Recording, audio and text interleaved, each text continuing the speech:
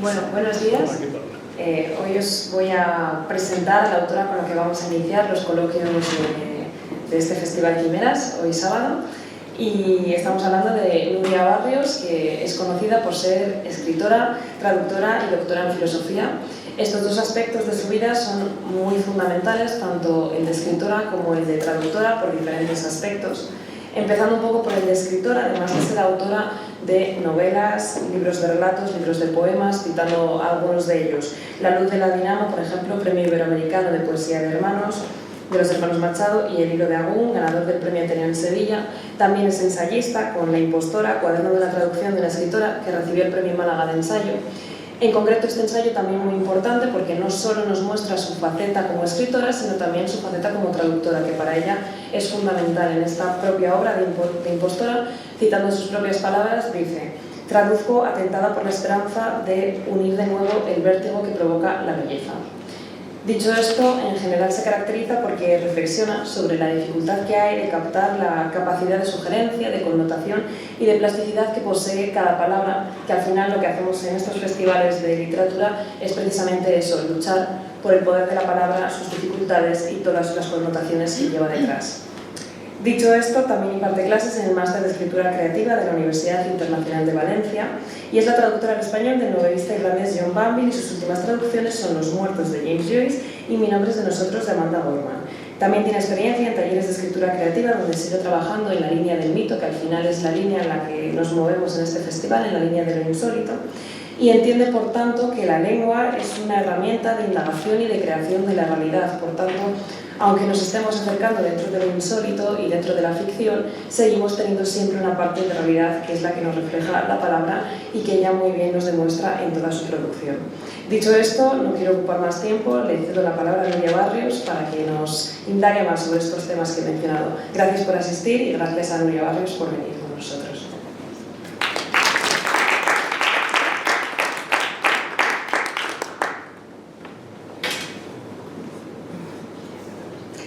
Bueno, buenos días a todas, a todos. Muchas gracias por venir el sábado a estas horas intempestivas. Quiero dar las gracias primero a mi presentadora. Da un poco de vergüenza, pero también mucho agradecimiento ser presentada de esta manera tan halagüeña. Quiero dar las gracias a la Academia, que hace posible el festival, y a Natalia Álvarez, que siempre está ahí para animar estas aventuras que resultan trabajosas pero muy, muy interesantes.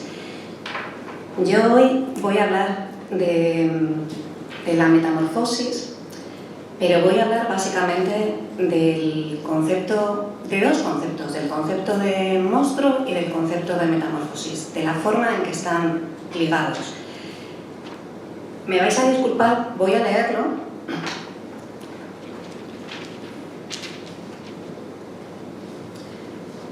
Hay una novela de Víctor Hugo, El hombre que ríe, que habla de un miserable que fue desfigurado cuando era niño.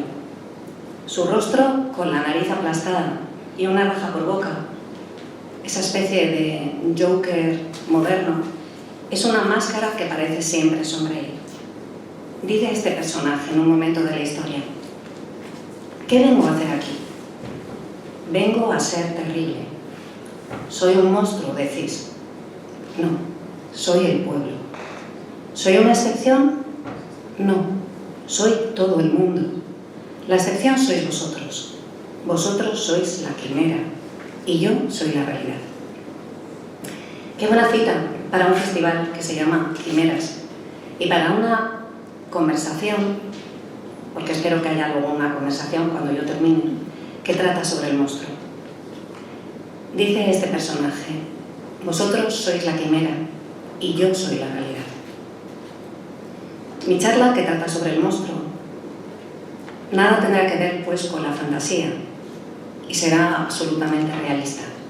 Aunque os advierto que en el tiempo que tenemos por delante voy a plantear muchas preguntas y no voy a dar ninguna respuesta, porque yo soy de la escuela socrática y creo que la mejor respuesta es una nueva pregunta que sea mucho más atinada que la pregunta planteada.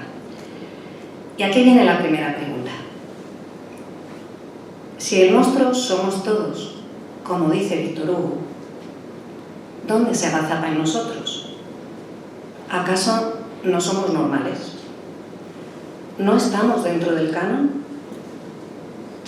Quizá nos sería más fácil comprender nuestra monstruosidad si cambiáramos la frase de Víctor Hugo, el monstruo somos todos, por otra como el monstruo habita en nosotros. Esa cohabitación se presenta de distintas maneras en la literatura. Por ejemplo, como un trastorno de identidad disociativo, eso que antes se llamaba trastorno de personalidad múltiple. Un ejemplo claro sería el extraño caso del Dr. Jekyll y el Sr. Hyde. Así lo cuenta Stevenson, su autor.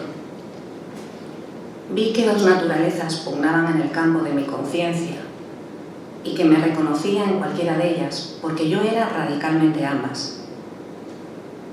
En esa famosa historia, la naturaleza monstruosa y la naturaleza honorable, el Dr. Jekyll y el Sr. Hyde, coexisten y se manifiestan de manera sucesiva. Hay aquí una dimensión temporal que revela ser circular, que es el tiempo del mito.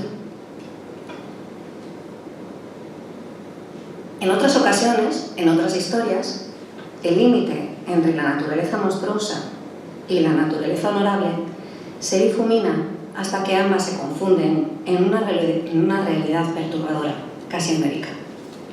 Un ejemplo sería Zarzarosa, la provocadora versión de La Bella Durmiente del novelista norteamericano Robert Cooper.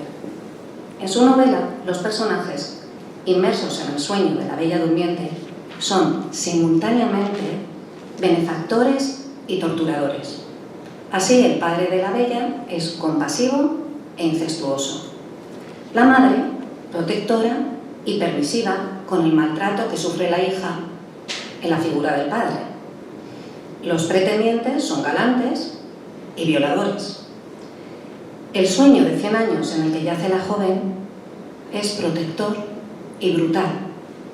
El seto de zarzas que aísla el castillo es salvaguarda y también es jaula. Y así podría poner muchos ejemplos en esta novela. En otros relatos muy conocidos, como la Biblia, esta cohabitación entre la naturaleza honorable y la naturaleza monstruosa parece desaparecer en la épica de lo contado. Y digo parece, no que desaparezca. Pensad en Lucifer, el ángel de la luz, que es el ángel más amado y al mismo tiempo es Satanás. Hay narraciones en donde esta cohabitación se describe como una suma. La naturaleza monstruosa y la naturaleza honorable aparecen separadas, pero no de forma sucesiva, como en el caso del Dr. Jekyll y Mr. Hyde, el Sr. Hyde, sino de manera simultánea. Abandonamos la dimensión temporal y nos situamos en la dimensión espacial. Un buen ejemplo sería la leyenda de Perseo y la Medusa. Me imagino que todos conocéis esta historia de Perseo, la voy a contar en cualquier caso, pero quiero que os quedéis mientras la cuento con esta imagen de Perseo cargando la espalda con la cabeza cortada de la Medusa guardada en un saco. Esta es la historia de Perseo. Para proteger a su madre de un rey violento, Perseo le ofrece entregarle la cabeza de una de las gorgonas, que eran 3 monstruos que transformaban en piedra, tenían el poder de transformar en piedra a aquellos a quienes ellas miraban. El cabello de las 3 gorgonas era un halo de víboras, el cuello se hallaba protegido por escamas de dragón y los colmillos eran semejantes a los de los jabalíes. Las manos eran de bronce y las alas, porque tenían alas, eran de oro. De esas 3 gorgonas, solo una era mortal, la Medusa, así que a ella se dirige Perseo. Se eleva en el aire y sostiene ante el monstruo un escudo de bronce bruñido a modo de espejo para esquivar su mirada y, atento al reflejo de la cabeza de la Medusa en ese escudo, decapitarla. Perseo guarda la cabeza en un zurrón y en el camino de vuelta la utiliza para defenderse de sus enemigos. Basta con mostrarles aquella cabeza de ojos prominentes y con la lengua afuera para convertirles en piedra. Y quiero que penséis que lejos de desembarazarse de la cabeza del monstruo que hubiera sido lo instintivo, lo inmediato, lejos de arrojar la cabeza de la medusa ante el miedo de lo que pudiera sucederle, Perseo elige que el monstruo lo acompañe. Lo esconde, pero lo lleva siempre consigo. Son al mismo tiempo 2 y 1. Aquí no acaba la historia de esa cohabitación, esa idea de ser 2 y 1. Porque no solo Perseo porta siempre consigo el monstruo. En la medusa hay asimismo un rastro humano, que en esto normalmente no nos detenemos. La leyenda de este ser monstruoso fue cambiando desde la Grecia antigua, donde era considerada una divinidad primigenia. Con el paso del tiempo pasa de ser esta divinidad primigenia para convertirse en la víctima de una metamorfosis. Así lo explica Ovidio. Medusa había sido una doncella con una melena tan espléndida que Poseidón se encaprichó de ella y, como solía ser habitual en los dioses del Olimpo, la violó. La crueldad con la joven no se detiene ahí. Como la violación tuvo lugar en un templo consagrado a Atenea, los templos eran lugares sagrados, la diosa, enfurecida, en lugar de castigar a Poseidón, castiga a la joven transformándola en el monstruo que ha llegado hasta nosotros. Medusa era la única mortal de las 3 gorgonas porque antes había sido mujer. Bajo su apariencia monstruosa persistía su humanidad que la hacía vulnerable. Perseo y ella compartían esa vulnerabilidad. Y llegados aquí, os pregunto de nuevo, ¿acaso el protagonista de la novela de Víctor Hugo, ese hombre que tiene un rostro que parece una máscara, con la nariz aplastada y la raja en la boca, en una eterna sonrisa, ¿acaso este protagonista de Víctor Hugo, o el señor Hyde, o los maltratadores de la Bella Durmiente, o Medusa, o el propio Lucifer, no son seres con los que reconocemos un vínculo, aunque nos parezcan a primera vista radicalmente ajenos a nuestra naturaleza? ¿Qué resulta más aterrador? ¿Lo desconocido o lo perturbadoramente familiar? Existe un término alemán, un Heimlich, que popularizó el filósofo alemán Friedrich Schelling para designar la inquietante sensación de familiaridad ante algo desconocido. La traducción al español de un Heimlich es ominoso, pero su sentido es mucho más complejo. Para comprender su significado es preciso ir al origen, como de costumbre. Un Heimlich se construye como la negación de la palabra Heimlich, que en alemán atañe al ámbito familiar y designa aquello que es íntimo, privado. Lo íntimo, como bien sabemos, puede ser amable o puede entenderse como secreto, oculto, clandestino. Ambos sentidos se entrelazan. Un Heimlich designa esa sensación de extrañeza inquietante que surge cuando aquello que estaba destinado a permanecer oculto sale a la luz, porque no se recuerda y sin embargo resulta familiar. En esa sensación de desasosiego se unen al mismo tiempo el acto de olvidar y el acto de recordar. El término Unheimlich fue traducido por el escritor Hoffmann y por Sigmund Freud como siniestro, inquietante, espeluznante, aquello que nos causa espanto porque, como vengo diciendo de alguna forma, no resulta familiar. En ese conocimiento hay extrañeza, pero también hay angustia, la angustia de reconocerse en lo que permanecía escondido. Freud y los psicoanalistas utilizarán también el término Unheimlich para describir la aparición del doble, ese otro yo que refleja una identidad desasosegante. En la Grecia antigua, esa perturbadora coexistencia de lo diferente y lo familiar, lejos de ocultarse, era ilustrada mediante criaturas híbridas, mitad humanos, mitad animales, como el Minotauro, ese ser medio hombre, medio toro, que aguarda a Teseo en el centro del laberinto. No es lo mismo metamorfosis que hibridismo. La metamorfosis implica el deslizamiento de una forma a otra. El hibridismo injerta una forma en otra, no es lo mismo. Bueno, entre las criaturas híbridas, además del minotauro, hay muchas, y solamente me detengo en las que tienen mezcla con humano, porque hay muchas que son mezcla de distintos animales. De las criaturas híbridas, mezcla de ser humano y animal, estaría por ejemplo el centauro, unión de hombre y de caballo, los sátiros, unión de hombre y de macho cabrío, las sirenas, unión en la Grecia antigua de mujer y ave, pero que con el tiempo se convertiría en unión de mujer y pescado, y muchos más. Lo híbrido en la Grecia antigua designa lo impuro, lo mezclado, el caos, la desmesura, la ruptura del orden natural. Era terrible, pero al mismo tiempo era asombroso, terrible y asombroso. Pero con el tiempo solo persistió la asociación de lo híbrido con lo temible, y lo mezclado fue condenado como maldito. Pensad en el Jardín de las Delicias del Bosco, que es más o menos del año 1500. En el panel del tríptico que el Bosco dedica al infierno, ya sabéis que son 3 paneles, en el dedicado al infierno hay muchos híbridos. Hay hombres con cabeza de ave, seres con cabeza de rata y cuerpo humano, muchos.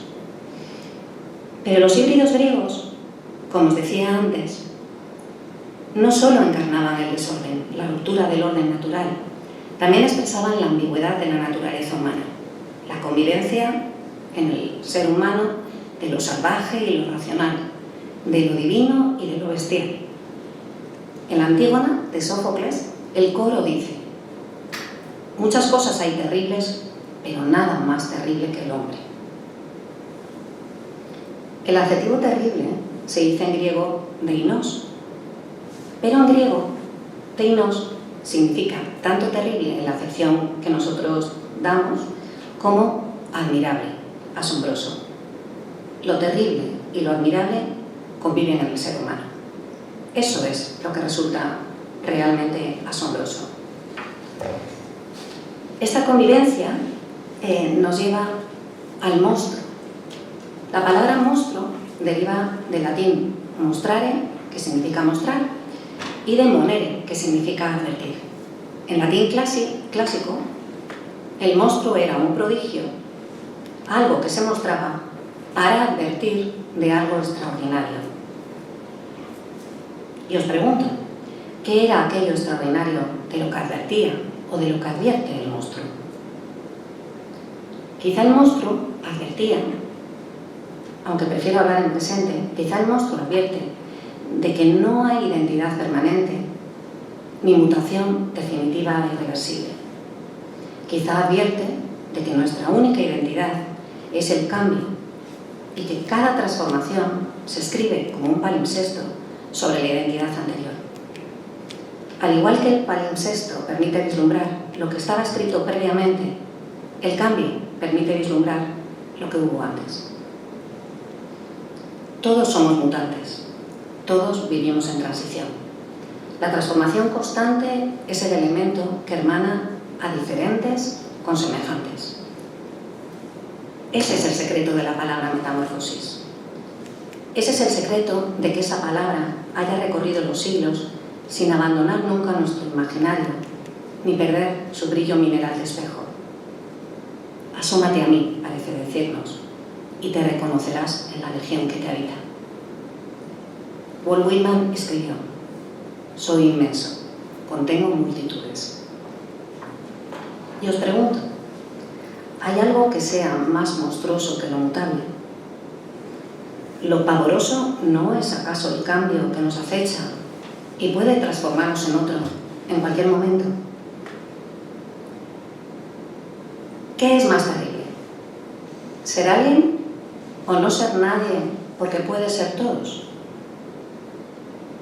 ¿Hay algo más espantoso, más monstruoso que no saber lo que eres, quién eres? A todos nos aterroriza el extravío, la confusión que implica siempre la mudanza. a todos nos da vértigo asumir el arduo trabajo de asimilar, que cambiamos de manera incesante, que la identidad a la que nos aferramos se escapa como arena entre los dedos. Por eso rechazamos el espejo que supone el monstruo y lo condenamos como si no fuese un mero reflejo de nosotros. No reconocer al otro es, por definición, no reconocerse a uno mismo. Por metoniña, lo monstruoso que implica toda mudanza ha pasado a definir el sujeto que sufre el cambio. Y termino ya con una reivindicación del monstruo, y lo voy a hacer con unos versos del poema Yo, un monstruo mío, de la artista argentina Susy Shock. Solamente he cogido unos versos, pero os animo a leer todo el poema, o incluso si podéis verla en internet, en YouTube, porque su propia interpretación, bueno, su interpretación es espectacular. Yo me voy a limitar a coger unos cuantos versos. Yo, pobre mortal, equidistante de todo. Yo, DNI 20-598-061. Yo, primer hijo de la madre que después fui. Yo, vieja alumna de esta escuela de los suplicios. Amazona de mi deseo. Yo, perra en celo de mi sueño rojo. Yo reivindico mi derecho a ser un monstruo. Ni varón ni mujer. Ni XXI ni H2O. Y sigue más adelante. Reivindico mi derecho a ser un monstruo. Que otros sean lo normal. El Vaticano, normal. El credo en Dios y la Virgísima, normal. Y los pastores y los rebaños, de lo normal. El honorable Congreso de las Leyes, de lo normal. El viejo Larousse, de lo normal. Y sigue más adelante. Reivindico solo mi derecho vital a ser un monstruo. O como me llame. O como me salga. Como me pueda el deseo y la fucking gana. Mi derecho a explorarme, a reinventarme, a hacer de mi mutar mi noble ejercicio, veranearme, otoñarme, invernarme, las hormonas, las ideas, las cachas y todo el alma. Amén. Gracias.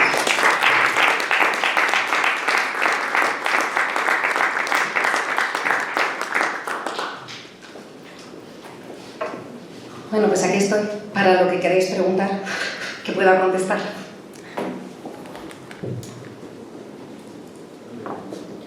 Con el cable y... Ah, mira, sí.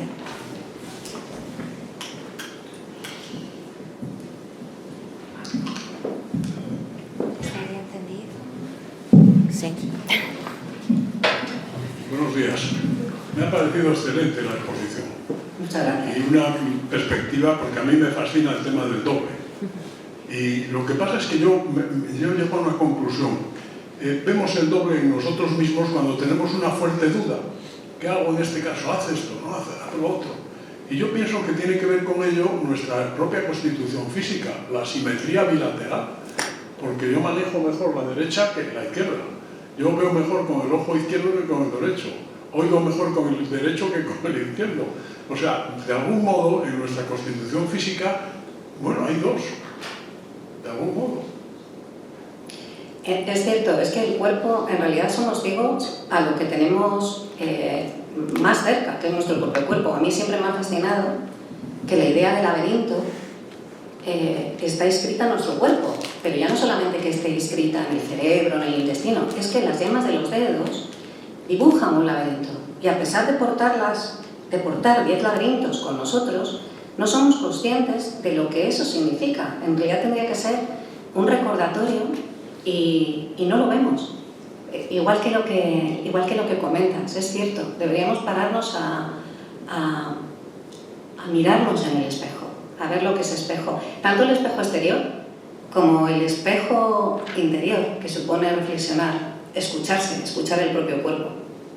Sí, sí. Yo creo que creer que somos de una pieza es una falsedad. En realidad estamos constituidos de mucho. Luego encima, porque funcionase mejor la continuación de la especie, somos dos sexos. O sea, somos simetría bilateral y encima somos hombre y mujer.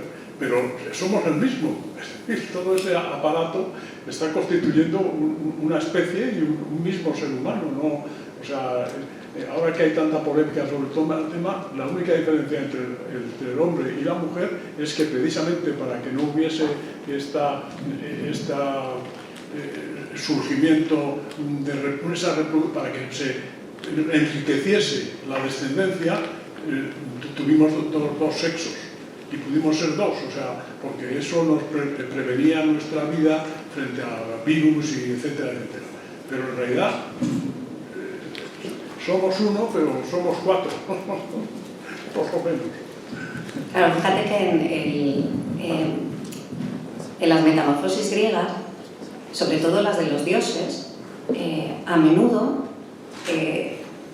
figuras masculinas se transforman en femeninas, revierten a lo masculino, y hay ese juego constante, que es un juego fabulado de la multiplicidad de naturaleza. Yo recuerdo recuerdo una entrevista que dio Siri Husbeck hace tiempo, y le preguntaban, como siempre, si existía la escritura femenina.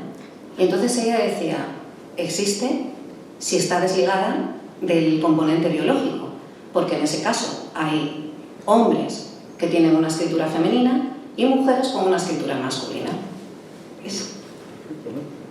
Bueno, en realidad somos dos sexos precisamente para vencer la partenogénesis.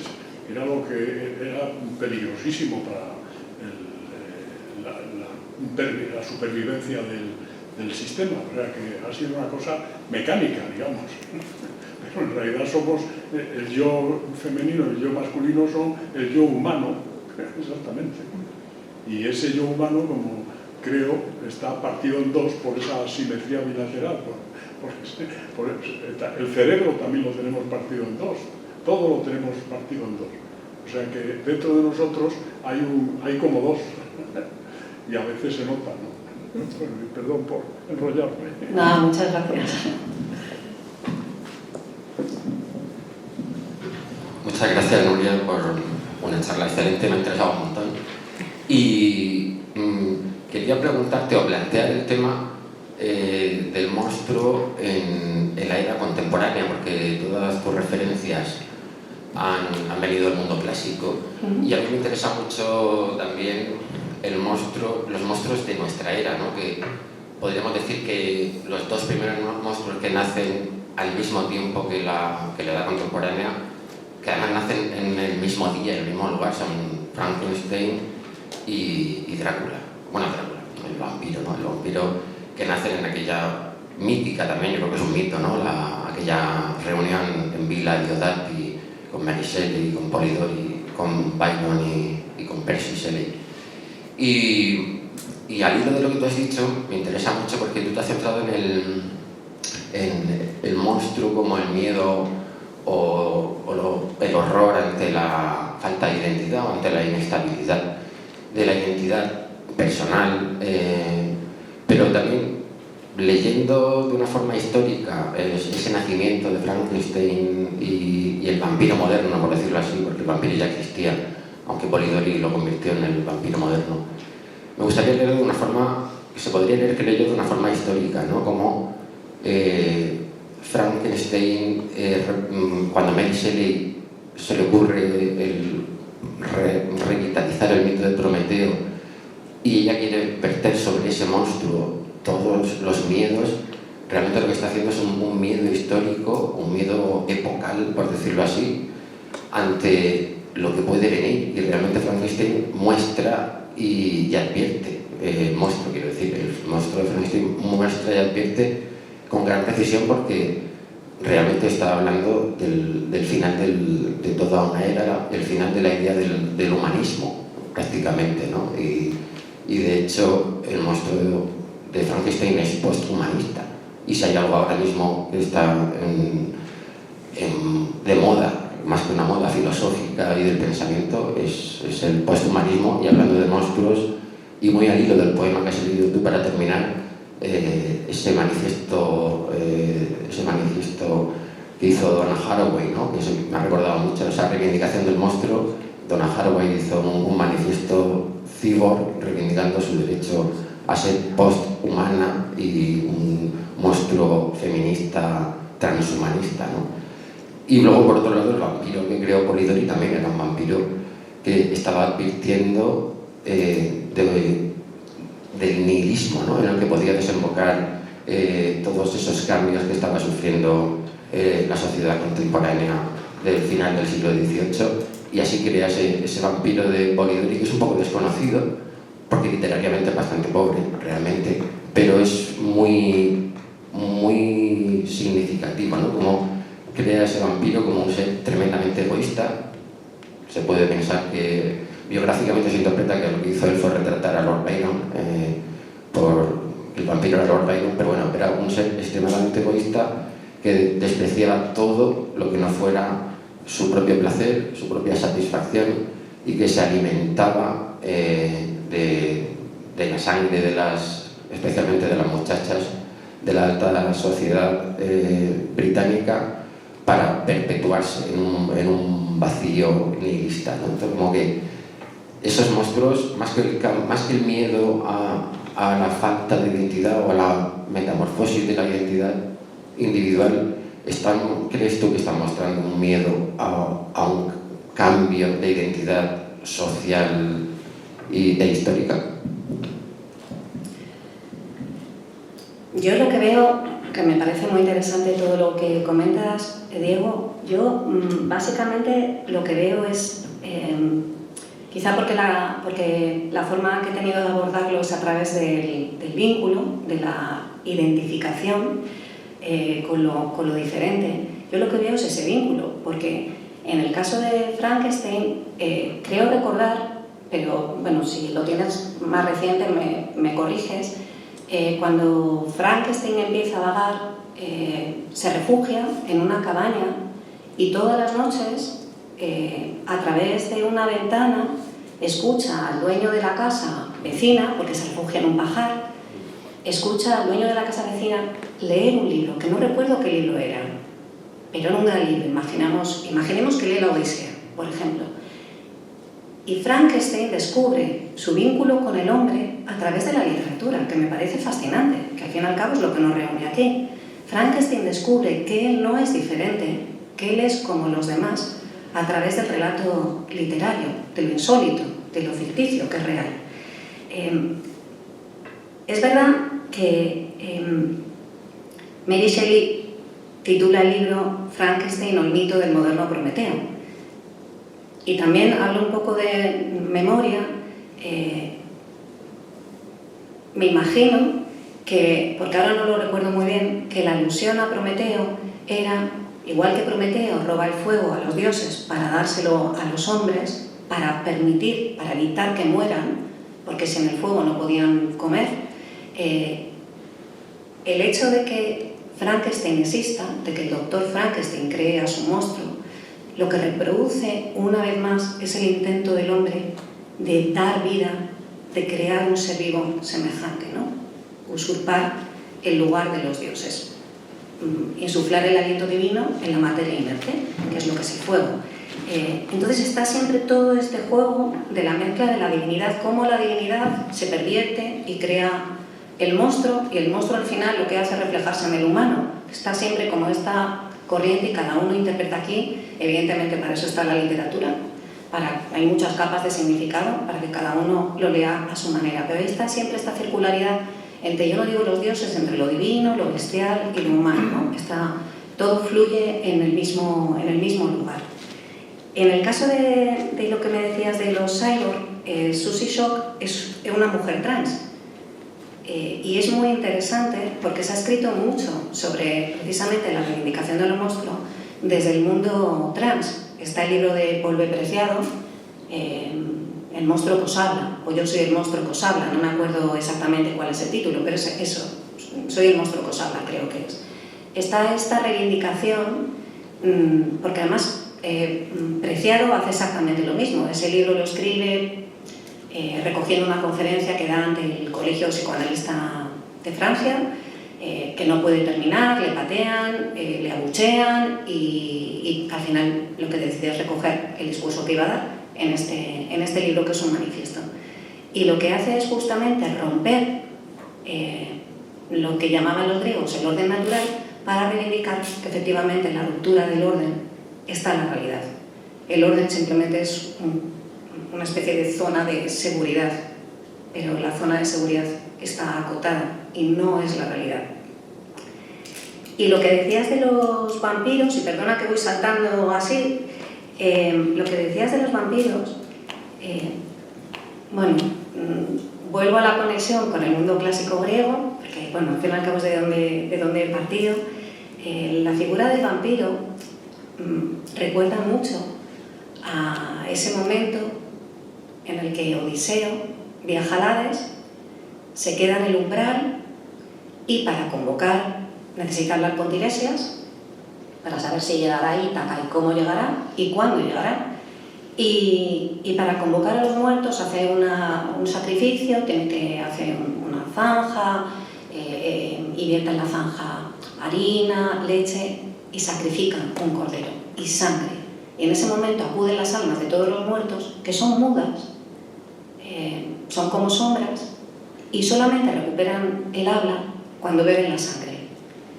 Este elemento de recuperar el habla a través de la sangre es muy parecida a los vampiros, que son sombras hasta el momento en el que beben sangre, bueno, en este caso de otros seres humanos, que bueno, ya la literatura lo sexualizó, porque efectivamente la mayor parte de las víctimas eran, bueno, había este juego sexual entre lo masculino y lo femenino, pero si nos quedamos en el elemento de la sangre, hay esta referencia de nuevo a este anhelo de inmortalidad. El hombre sueña con ser inmortal y sueña que incluso muerto, si bebiera sangre, que es el flujo vital, volvería a la vida. La muerte no es el final. Y es posible perpetuarse. Bueno, luego la literatura va creando sus propios monstruos, pero los monstruos al fin y al cabo son proyecciones de nuestros deseos, y toda proyección de un deseo es una prolongación del ser que lo crea. Y no sé si te he contestado bien o mal o cómo, pero es lo que se me ocurre a raíz de lo que me has preguntado. Bien, como tampoco eran estrictamente preguntas, una forma de abrir el debate, sí. Otros, pues yo creo que el debate se ha abierto y lo has enriquecido perfectamente con tus respuestas. Además, la historia esta de las almas que bebían sangre no la sabía, o sea que eso ya me lo llevo, me lo guardo y te lo agradezco un montón. Y bueno, respecto a cómo aprende a leer Frankenstein, bueno, sí, cómo aprende el lenguaje Frankenstein, efectivamente es así, es en esa cabaña. Lo que no recuerdo es el título exacto de los libros. No era la Odisea, no recuerdo lo que lee, no, pero son libros fundamentales de la literatura, no lee cualquier cosa. Uno de ellos, no me acuerdo del título, pero es segurísimo que uno de ellos, de los libros que lee o escucha Frankenstein escondido en ese pajar o leñera más bien, era un libro político, era una historia de, no me acuerdo si de Europa o del mundo, escrito con un sesgo político revolucionario muy fuerte. Es decir, que en ese momento, estamos hablando del momento de la post-revolución francesa, que fue un auténtico terremoto en Europa y en el Reino Unido, especialmente por estar tan cerca y por ser tan conservadores como lo han sido siempre, afectó muchísimo, y por ser Mary Shelley, hija de radicales y casada con otro radical que era Percy. Entonces, el libro este que lee es el que no solamente le da el lenguaje a Frankenstein, sino que le da una visión política. Entonces, Frankenstein tiene una visión política revolucionaria en eso. Entonces, una visión política de que hay que repartir la riqueza, de que hay que acabar con las clases sociales. Eso es lo que aprende Frankenstein. Por eso se ha interpretado tanto que el monstruo de Frankenstein realmente expresa, en cierto modo, el temor de Mary Shelley y de los revolucionarios británicos, el temor de lo que ellos mismos están creando, ¿no? Porque ellos mismos eran partidarios de la revolución, pero también vieron ese lado monstruoso de la revolución, vieron toda la violencia que supuso la revolución francesa. Entonces, como que Mary Shelley, en cierto modo, decía, vale, sí, por eso el monstruo de Frankenstein es tan ambiguo, es un ser tremendamente inteligente, con un discurso muy bien articulado, que luego se lo quitan en el cine, se lo quitaron primero en el teatro y luego en el cine, un discurso muy bien articulado, revolucionario, y al mismo tiempo es brutal, no controla su fuerza y es capaz de matar a los que tiene más cerca. Entonces ahí parece ser que pues, una lectura muy extendida y aceptada que Mary Shelley expresaba algo que estaba en toda la izquierda británica de esa época, que era el miedo, el deseo de una revolución y el miedo a que esa revolución fuera extremadamente violenta, ¿no? Que al fin y al cabo Percy Shelley, toda la familia, por muy revolucionarios que fueran, eran de la alta sociedad británica, y claro, estaban en esa ambigüedad, somos de clase altísima y al mismo tiempo queremos una revolución. ¿Qué hacemos con esto? Pues el monstruo de Frankenstein, ¿no?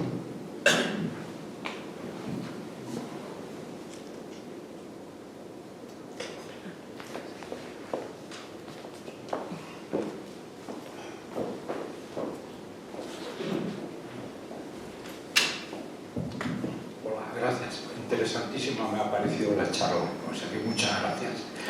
Un comentario, y es que ahora que hablamos de Shelley, claro, tenemos que recordar a Prometeo desencadenado, que es la obra de Shelley.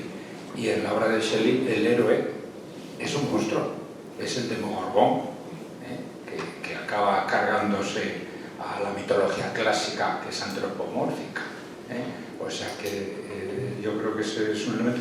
Y en la tradición más pura y más clásica de la literatura inglesa, no sé ahora, porque en memoria me resulta muy difícil citar el texto concreto, líneas concretas, pero Spenser en La Reina de las Hadas tiene unos cantos que se llaman cantos de mutabilidad, que nunca se ha entendido demasiado bien qué es lo que hacen o cómo encajan en el resto de la obra, ¿no? Pero la mutabilidad o el cambio dentro de una tradición clásica siempre de alguna manera evoca la monstruosidad, ¿no? O sea que, bueno, la propia Reina de las Hadas no deja de ser un monstruo. Claro. Bueno, Isabel, si era Isabel, muy buena no era. Gracias. Por lo que, tanto lo que ha comentado Diego como lo que comentas, está siempre implícita la idea de la ruptura. El monstruo es aquel que rompe el orden natural. Y el orden natural lo rompe ejerciendo la violencia de una manera manifiesta, pública. El orden natural contiene mucha violencia. Para que el orden sea orden, requiere ejercer la violencia, pero la violencia de lo ordenado, de lo establecido, es una violencia oculta, no es vista, no es privada. Traemos dentro de lo siniestro, ¿no? Una sociedad, para mantener un orden, necesita tener sus calabozos, sus salas de tortura, sus desapariciones, sea el régimen que sea. En el caso de los monstruos, la violencia es manifiesta, y la violencia manifiesta provoca escándalo, porque siempre se mantiene sofocada, aunque exista. Entonces, hay siempre en la figura del monstruo está lo obsceno de las fuerzas primigenias. ¿Cómo se hace esto? El terror, no solamente la obscenidad de lo que uno lleva siempre, la seguridad que ha trabajado, que ha creado sobre la ocultación de todas estas fuerzas caóticas, violentas. El monstruo lo que hace, lo rompe. Esa ruptura es obscena, pero también es pavorosa, porque lo único que hace es sacar a la luz lo que existe en cualquier sociedad, lo que existe en cualquier cohabitación del ser humano con otros seres humanos, con los animales, con la naturaleza. Y cuando se habla de violencia, cuando se habla de la violencia como parte de la vida, eso siempre provoca escándalo, resulta monstruoso. Al final, monstruoso es aquello que siempre contiene todo aquello que nos negamos a aceptar que existe, pero existe. Bueno, como os he dicho antes, yo no doy respuestas. Esto a mí me gusta mucho pensar a través de las preguntas que me sugieren, que surgen en una conversación, pero son solamente aproximaciones para eso, para hacer nuevas preguntas. Así que me excuso si mis respuestas son también un poco confusas. Si ya no pregunta nadie. Bueno, si ya no pregunta nadie para cerrar, muchísimas gracias, Nuria, por la intervención. Claro, nosotros nos pasaríamos hablando del monstruo horas y horas y horas, porque me parece que es uno de los motivos fundamentales, ¿no?, en la literatura, también de este marco del Festival Quimeras. Te quiero agradecer esa visión también de esa perspectiva del monstruo, con los ejemplos de la antigüedad ya grecolatina, en el que se ve además, como porque has citado a Medusa, pero hay muchos otros ejemplos, de cómo la mujer, además de sufrir la violencia, encima sufre el castigo, y es la que se convierte en monstruo en la mayor parte de las ocasiones. Eso lo has dicho, ¿no?, de una manera muy clara. Y creo que es una de las vertientes fundamentales en las que hay que insistir, porque es llamativo, ¿no?, y eso se hereda, y después en la configuración de la monstruosidad pues la mujer sigue siendo vista en muchos casos como el monstruo, ¿no?, por la otra parte de la humanidad, desde una perspectiva misógina también, que podemos ver en la tradición, a veces literaria, a veces filosófica, incluso en todo el pensamiento, en el que la mujer es el monstruo frente al hombre, porque es como el hombre lo normativo y la mujer lo diferente. Y ahí volvemos a hablar de esta idea también de la mutación, porque en muchos casos las mujeres escritoras, cuando han hablado de la monstruosidad para reivindicar todo este planteamiento desde una línea feminista, intentan crear nuevos monstruos distintos, o incluso hablar del monstruo como amigo, ¿no?, la idea de lo monstruoso, lo mutable como amigo, y nos plantean pues otras configuraciones monstruosas que igual no son las encarnaciones clásicas, por así decir. Es muy difícil escapar, yo creo, de los estereotipos, arquetipos monstruosos que se le han aplicado a la mujer, pero creo que sí que se está reivindicando, y me gusta que hayas cerrado con Susie Shock, porque quizá no es tan conocida, ¿no?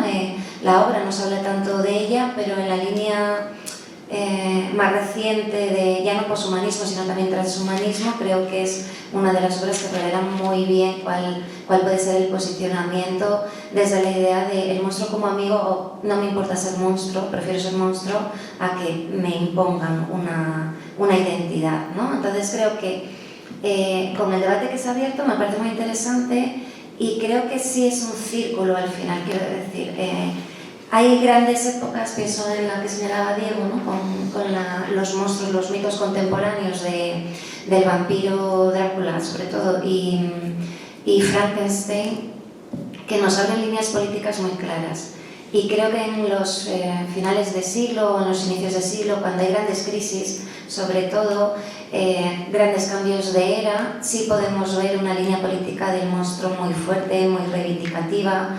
Pero al final yo creo que remite también a la propia identidad. Quiero decir, creo que hay un bucle en el que se vuelve siempre a lo antiguo, y digo que remite a la identidad porque al final, desde la línea política, lo que creo que en cualquier época, desde esos mitos contemporáneos a pleno siglo XXI, al final lo que se reivindica es: cuestiono o quiero cuestionar a quien en los poderes fácticos del momento me están diciendo quién es normal y quién es monstruoso, ¿no?